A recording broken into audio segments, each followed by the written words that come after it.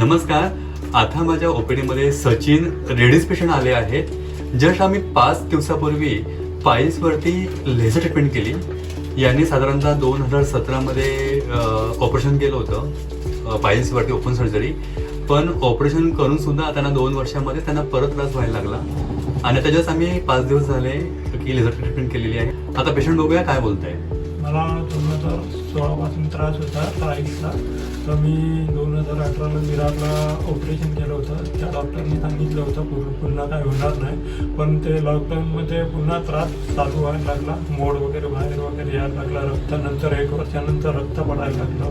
तर मग मी दादरला फिरता दीपक चौधरी यांचं बोर्ड बघितलं आणि ते बोर्ड बघून मी त्यांच्याकडे अपॉइंटमेंट घेतली आणि त्यांनी मला ऑपरेशनची डेट दिली आणि माझं ऑपरेशन पण एकदम सक्सेस झालं. काही त्रास नाही, काही म्हणजे बिलकुल त्रास काहीच झालेला नाही मला.